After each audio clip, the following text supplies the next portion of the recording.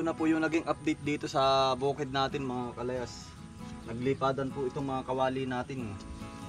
Kasi po nung nakaraan, nung naglinis po kami dito ni na kuya ka best friend, si Kainsan, wala pa pong bagyo. Before pa po yun.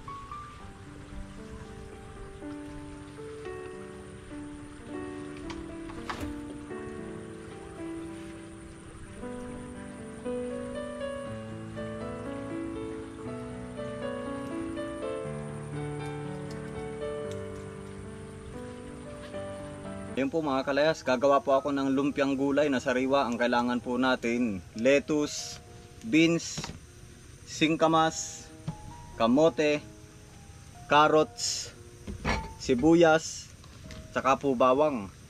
Yung pinakang wrapper po natin, ang gagamitin ko na lang po itong mga nasa likod lang po natin. Asukal po, tsaka harina, tas meron din po tayong itlog. Simulan na po natin. Sobrang namiss ko po talaga yung pagluluto dito.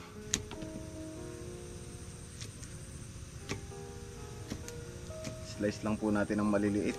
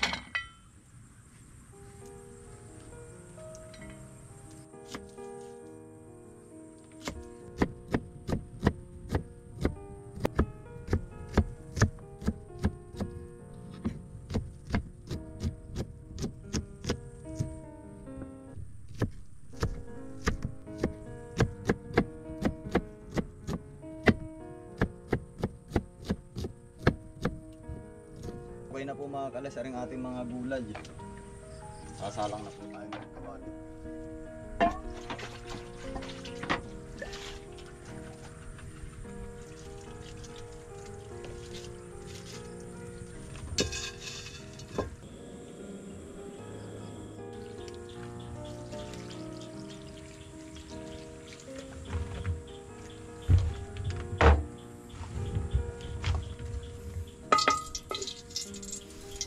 Lagyan na po natin yung sibuyas.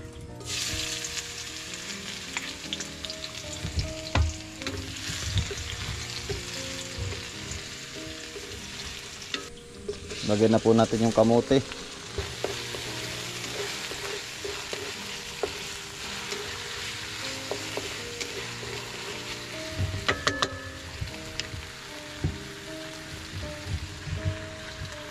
Sunod na po natin ang singkamas.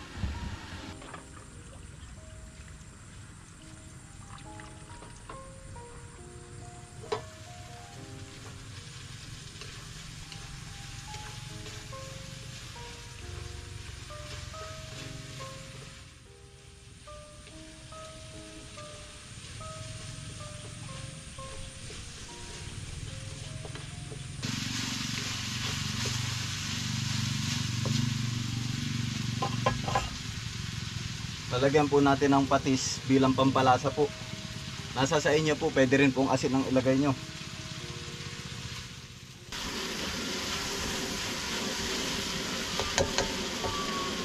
Lagay po tayo ng paminta, mga kalayas.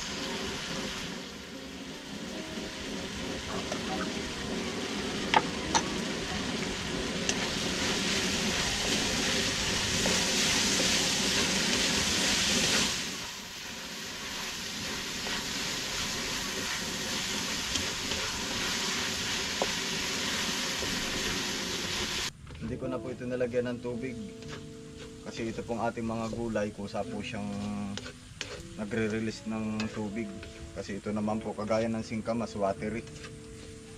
Tapos ito pala mga kalas, nilagyan ko po ng 1/4 cubes nung Knorr na chicken para po medyo may lasa ng konti. Yun naman po ay optional mga kalayas, pwede na siguro to.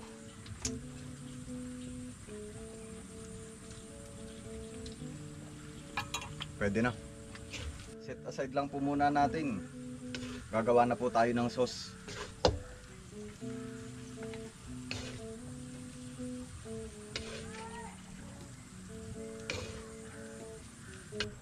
Ayan.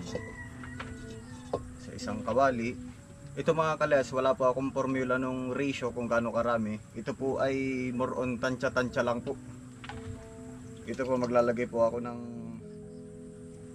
2 cups ng tubig. Yan po yung magiging sauce natin.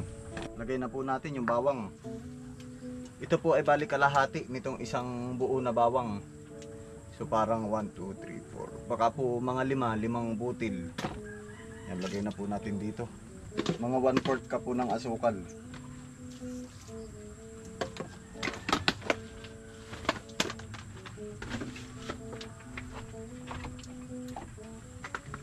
Lagyan din po natin ng asin. 1/2 teaspoon.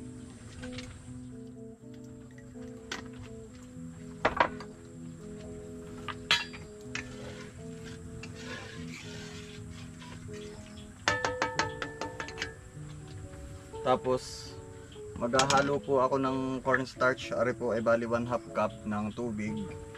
Lalagyan din po natin ng 1/2 cup ng cornstarch para po yung pinakang pampalapot.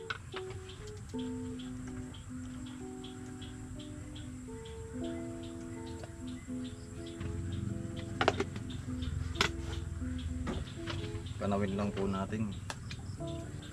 Tapos pala mga kalayas, So hintayin lang natin kung kumulo.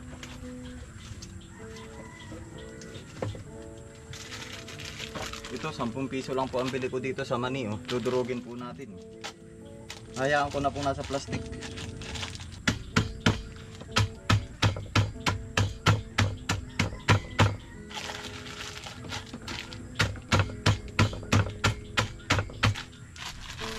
Lagyan pa po natin ng kaunting asukal. Mas maganda po sana kung asukal na pula para yung kulay niya po halos ma-brown brown.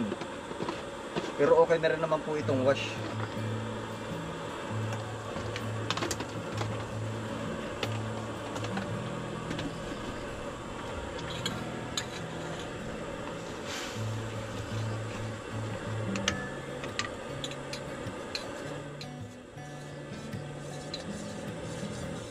Lagay na po natin aring cornstarch na hinalo po natin.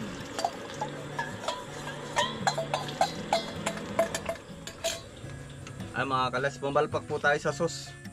Dinagdagan ko po rin ng tubig. Bali sa cornstarch, konti lang po pala ang ilalagay nyo. Ari po ay dinagdagan ko na, oh. Lagyan pa po natin ng asukal.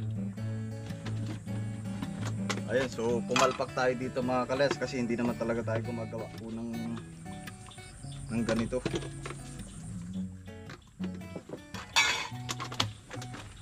Saka po konting paminta, dagdagan pa po natin.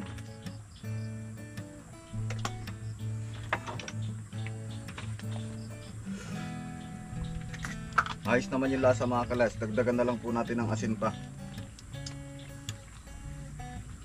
Bali 1 tablespoon.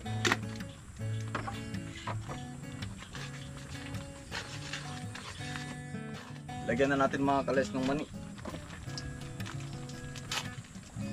Naparami ang ating sauce. Lagyan po natin ng mga ito. Magtira lang po tayo ng konti para dun sa pang toppings po mamaya. Ito na mga kalas yung ating sauce. Okay na po. Mabuti na habol natin yung lasa. Gawa po tayo ng wrapper. Lagay lang po tayo ng 1 cup ng harina. Naglagay din po tayo ng 2 itlog.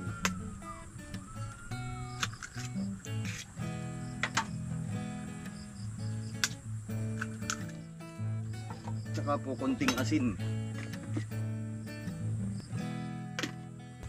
Lagyan po natin ng konting tubig. Ito na mga kalas, oh. Medyo malabnaw siya ng bahagya, oh. Kasi kapag po malapot baka kumapal. Pero ito try muna natin.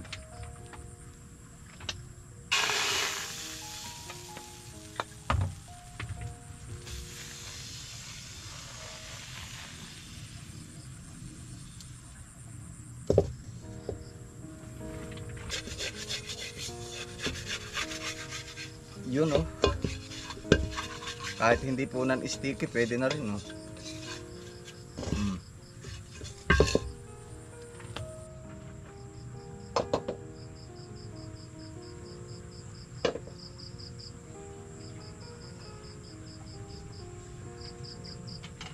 Ito po yung ating sauce, lumpia wrapper. Ito po yung pampalaman na gulay, tsaka po lettuce. Yan, simulan na natin. Ito okay din naman po yung ating lumpia wrapper. Kung wala pong non-sticky, maganda pong pang sudsud yung stainless. Kasi kapag po yung kawayan medyo nabibilog po. O hindi po maganda yung pagkakasudsud niya. Yan, okay. Pwede rin siguro tong pang negosyo mga kalayas. Yan, lagyan na po natin.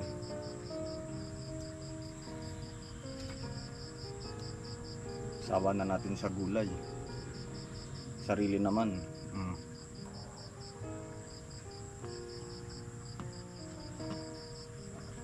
Yan na mga kalas, tayo naman po malinis na ang kamay. Ayan na.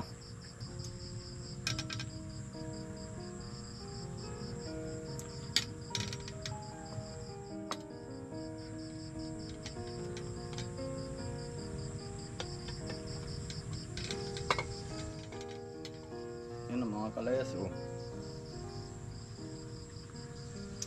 Yan, lagay lang po natin yung sinet aside po natin kaninang mani. Ayan na, oh. Wow. Maganda sana rin mga kalayas kung ang ginawa po natin na asukal, ang nilagay po natin dito, yung brown sugar. Para po siya ay brown na brown. Wow. Ayan na mga kalayas. Ayan na po. Ayan po, kami po'y kakainan ni Kuya Kabes Prime. Ari po'y ngayon lang ulit tayo makakapag-food review. Oo. Ano? Yan, salamat po Lord sa pagkain pong ito. Naway ari maging gamot at kalakasan. So, kakain po tayo. Ari lahat Kuya Ison ay homemade. Kain po tayo, tamang-tama po. Ari po, kuha na po din eh. Oh. Malalaki. Aba, panalo. Ari Kuya ang sus. Oh. Nice. Ari ay first time ko makapanggawa ng ganari. Dari pala yung ano, yung puro gulay.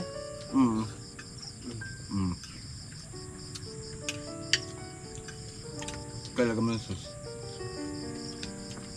Kargado aray.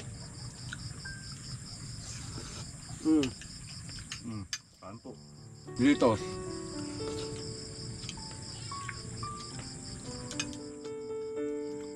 Hindi ba para malambot yung dough? Yung sakto lang. Yung pinakang wrapper. Ano man tawag dito? Dough ba yung wrapper? Wrapper. May... Kaya adjust na lang. Medyo makapal. Ay, baka siguro. Pero ganito rin naman yung nabibili pa natin. Yung sa Rodillas. Medyo manipis lang yun. Hindi naman ito yung pinapride. Pag may isa para naman rin busog. Ay, tama. Isa ni Baka. May sayote. Wala. Pwede siguro yung sayote pag yung piniprito. Ito hindi na. Tugi. Yung mga tugi ano. Yung mga ganun. Yun naman nilalagyan ng suka. Ito naman hindi pwede. May sus ito ano. Kaming salamat po sa inyong pagsama mga kalayas. Ingat po kayo palagi. God bless us all. Peace out. Bye. Bye.